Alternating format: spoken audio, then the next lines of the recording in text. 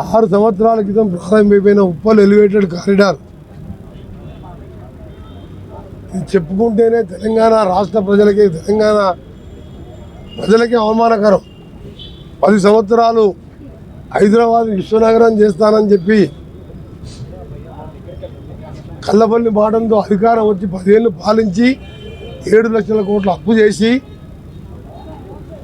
కేటీఆర్ గారు ఆయనకే ఉన్నది పరిజ్ఞానం. ఆయన ఇంగ్లీష్లో మాట్లాడతాడు, సెల్ఫీలు దిగుతాడు, అన్నీ చేస్తాడు. ఆయన కనీసం ఈరోజు ఇంత పెద్ద ఇంపార్టెంట్ కారిడార్ 6.5 కిలోమీటర్లే, ఎంత ఇన్సల్ట్ అంటే సిగ్గుపడాలి కేటీఆర్ గారు, కేసీఆర్ గారు. అలాంటి ఫ్లైఓవర్ గురించి నేను ఎంపీగా గెలిచిన 2వ రోజు గడ్కరీ గారిని కలిసి హైదరాబాద్ విజయవాడ కొన్ని రోడ్లు 16 నేషనల్ హైవేస్గా మారవాలని గత ఎంపీగా నేనున్నప్పుడు నాకున్న పరిచయంతో వారు కోరడం, హైదరాబాద్ విజయవాడని ఇప్పుడు జిఎంఆర్ని కట్ చేసి ఈ నెలలో టెండర్ పిలిపించి 2000 కోట్లతో 6 లేన్గా మారుస్తున్నాం. అలాగే గౌరెల్లికి వెళ్ళి వయా పోచంపల్లి ఒలిగొండకి వెళ్ళి భద్రాచలం 2400 కోట్లతో ఇవాళ పనులు నడుస్తున్నాయి. ఇక్కడ ఎంపీగా గతంలో పనిచేసిన వ్యక్తి రేవంత్ రెడ్డి గారు అసెంబ్లీలో పార్లమెంట్లో 10 సార్లు మాట్లాడాడు. ఆ తర్వాత గడ్కరీ గారి దగ్గర నాకు చెప్పి అన్నా విజయవాడతో పాటు ఈ ఉప్పల్ ఎలివేట్ కారిడార్ మేము మినిస్టర్గా నువ్వు దాన్ని పూర్తి చేయాలని వారి ఆదేశం మేరకు ప్లస్ నేను ఎంపీగా రోజు భువనగిరి పోవాలంటే సగం రోజు ఏదో పోయాను. ఔటర్ రింగ్ రోడ్డు పోతే 75 కిలోమీటర్లు తిరిగి రావాలి. షార్ట్ కట్ అని పోతే కూడా మధ్యాహ్నం టైంలో కూడా పోతే ట్రాఫిక్ జామ్, మాకు గంట టైం పట్టేది ఇక్కడ ఆ గుంతల రోడ్లు. వారిని కలిసినప్పుడు అన్ని సమస్యలు వారి దృష్టికి తీసుకొచ్చి ముఖ్యంగా చెప్పిన ఈ రోడ్డు 6 ఏళ్ళు అయింది సార్, ఏ కైసతో కొంచెం యాక్షన్ లేనా అంటే ఏం చేయాలంటే టెర్మినేట్ చేస్తాను. టెర్మినేట్ చేస్తే ఆ కాంట్రాక్టర్ బ్లాక్ లిస్ట్ అవుతాడు, ఆయన కోర్టుకు పోతాడు, ఆలస్యం అవుతుంది అని నెక్స్ట్ డే మళ్ళీ పోయి ఫోర్ క్లోజర్ చేస్తే, ఫోర్ క్లోజర్ అంటే కాంట్రాక్టర్ ఇష్టంతో ఫోర్ క్లోజ్ చేస్తే 3-4 నెలలనే టెండర్ పిలవచ్చు అని చెప్పి ఫోర్ క్లోజర్ అంటే దానికి కూడా ఒప్పుకున్నాడు. ఆ రోజు సీఎం గారు కూడా ఉన్నాను మీటింగ్లో. ఫోర్ క్లోజర్ అంశం కానీ ఆర్ఎన్బి అంశం కానీ సీఎం గారు నాకే వదిలిపెడుతున్నాను. ఎందుకంటే ఎంపీగా గతంలో మినిస్టర్గా చేసిన అనుభవంతో ముఖ్యమంత్రి గారి సూచన మేరకు చెప్పగానే వారు కోరడం, ఇలా ఫోర్ క్లోజర్ మీరు ఆఫీసర్లు కూడా చెప్పిండు, ఆ కాంట్రాక్టర్ కూడా లెటర్ ఇచ్చేసిండు. 10 రోజులలో ఆ ప్రక్రియ పూర్తవుతుంది. ఆ తర్వాత 1.5-2 మంత్స్లో దీన్ని టెండర్ పెట్టించి పెరిగితే 200-300 కోట్ల రేటు పెరుగుతుండొచ్చు.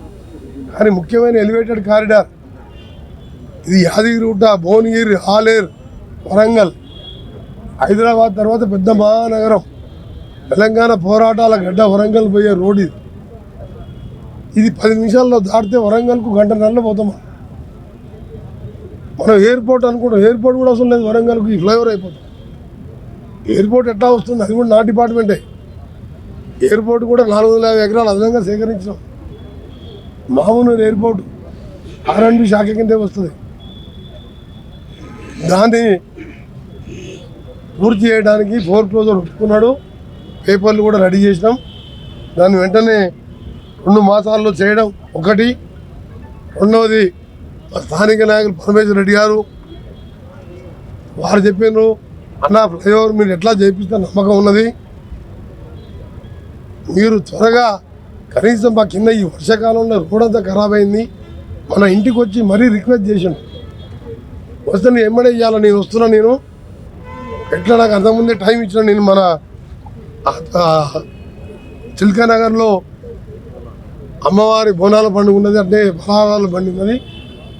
ఆదివారం అయినా సరే నేను మా ప్రిన్సిపల్ సెక్రటరీ వికాస్ రాజు గారు నిన్ననే ఛార్జ్ తీసుకున్నాం, స్పెషల్ సెక్రటరీ హరిచందన గారు నేషనల్ హైవే 6 అంటే మొత్తం తెలంగాణకు 6 ఆయన ఈఎన్సీ గణపతి రెడ్డి, ఎస్సీ ధర్మారెడ్డి, అందరి అధికారాన్ని ఆదివారం అయినా రావాలి మీరు.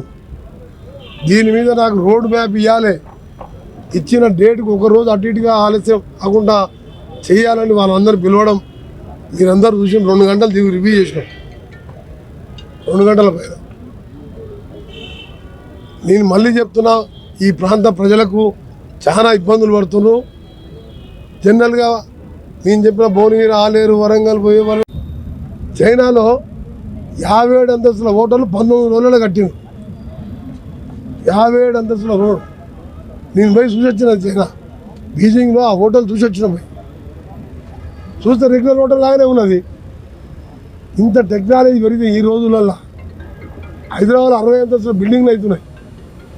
మరి కేటీఆరా, కేసీఆరా, హరీషా అసెంబ్లీలో మాట్లాడుతున్నారు. ఇంకా సిగ్గులే కూడా అసెంబ్లీలో.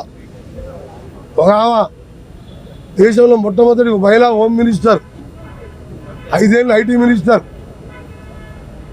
ఆమెనే రేవంత్ రెడ్డి రా తమ్ముడు నీకు భవిష్యత్తు ఉంటుంది, ముఖ్యమంత్రి అవుతామని చెప్పింది. తీసుకొచ్చింది.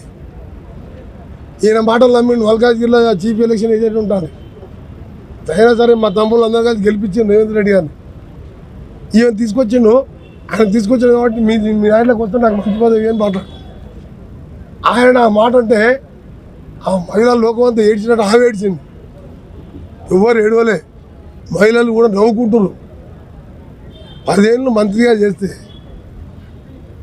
హోమ్ మినిస్టర్గా చేస్తే అందులోకి పోయి మంత్రి పదవి తీసుకొని ఇవాళ మహిళ ఎట్లా పోయినావు మహిళా మంత్రిగా? 2014 నుంచి 18 మధ్యలో 50% ఉన్న మహిళలకు కేసీఆర్ గారు మంత్రి పదవి ఇచ్చిన మహిళలకు ఇవాళ మా దగ్గర 2 బీసీ అక్కలు, సురేఖ అక్క, సీతక్క, బలహీన వర్గాల, మున్నూరు కాపు, చేనేత కార్మికుల, ఆదివాసీ బిడ్డకు ముఖ్యమైన శాఖలు ఇచ్చిండు మా ముఖ్యమంత్రి గారు.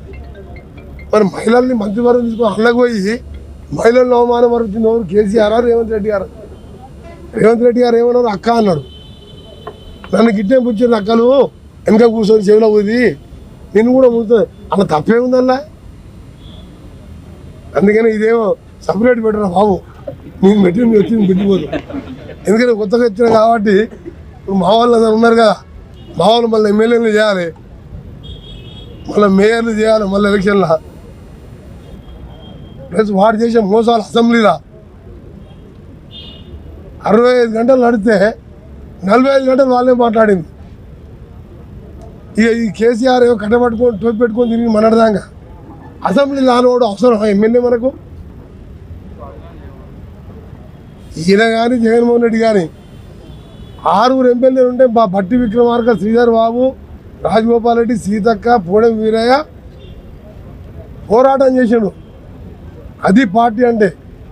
ప్రతిపక్ష నాయకుడు అంటే ముఖ్యమంత్రి తర్వాత అతిపెద్ద పదవి ప్రజాస్వామ్యం.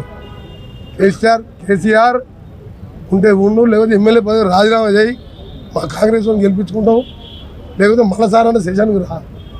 ఎవరో నీ బచ్చగాలం పెట్టి కేటీఆర్ని హరిచంద్ పెట్టి ఈ సబితక్కలు పెట్టి ఏడిపిస్తే డ్రామాలతో నడవవు. మన పార్లమెంట్ ఎలక్షన్ 9 సీట్ల 3వ ప్లేసు 7 సీట్ల డివైడ్ అయింది. అప్పుడే దుకాణం బంద్ చేసుకోవాలి. ఇంకా సిగ్గు లేకుండా అసెంబ్లీలో మాట్లాడుతాం. Thank you. అందరికీ కూడా రాష్ట్ర ప్రభుత్వం తరఫున R&B శాఖ మంత్రిగా మీకు మాట ఇస్తున్నా. వచ్చే 10 రోజులలో ఉప్పల్ చౌరస్తాకి వెళ్ళి ఔటర్ రింగ్ రోడ్డు అక్కడ కలిసే వరకు కింద రోడ్డు, కొత్త రోడ్డు పనులు ప్రారంభిస్తామని మీ అందరికీ కూడా హామీ ఇస్తున్నాను. దాంతోపాటు అక్టోబర్ దసరా పండుగ నాటికి ఈ ఫ్లైఓవర్ బ్యాలెన్స్ టెండర్ పిలిపించి అది 500 కోట్లు పెరిగినా సరే ఆ ఫ్లైఓవర్ టెండర్ పిలిపించి నవంబర్ మొదటి మాసంలో పనులు మొదలుపెట్టి 18 నెలల్లో ఫ్లైఓవర్ పూర్తి చేసే బాధ్యత R&B శాఖ మంత్రిగా ముఖ్యమంత్రి గారి సహకారంతో అది పూర్తి చేస్తానని ఈ ప్రాంత ప్రజలకు హామీ ఇస్తూ 10 ఏళ్ళు పాలించిన ప్రభుత్వం 6.5 కిలోమీటర్ ఫ్లైఓవర్ చేయలేదు. కమిషన్లు వచ్చే కాళేశ్వరం 1,00,000 కోట్లు పెడితే 90,000 ఎకరాలు పాడతలేదు, కట్టడం అయిపోయింది, కూలిపోవడం అయిపోయింది. ఇక దుర్గం చెరువు ఒకటి 170 కోట్లు, కిందనేమో కంప వాసన డ్రైనేజ్ నీళ్లు ఆ డ్రైనేజ్ నీళ్ళలో కట్టి దాని మీద సెల్ఫీలు తీసుకుంటాడు కేటీఆర్ పోయి. ఇవాళ మా ముఖ్యమంత్రి ఏం చేస్తున్నాడు? ఇదే ఉప్పల్ మీదకి వెళ్ళిపోయి నల్గొండ జిల్లా మొత్తం నాశనం చేసి క్యాన్సరు, రకరకాల లంగ్స్ ఇన్ఫెక్షను, ఆస్తమా లాంటి రోగాలు వచ్చే మూసీ కోసం ఇలా అమెరికా పోయి ప్రపంచ బ్యాంకుతో మీటింగ్ ఉన్నది. 50,000 కోట్లతోని గతంలో రాజశేఖర రెడ్డి ఉన్నప్పుడు 1-2 మోడల్ కట్టింది ఇక్కడ ఉప్పల్.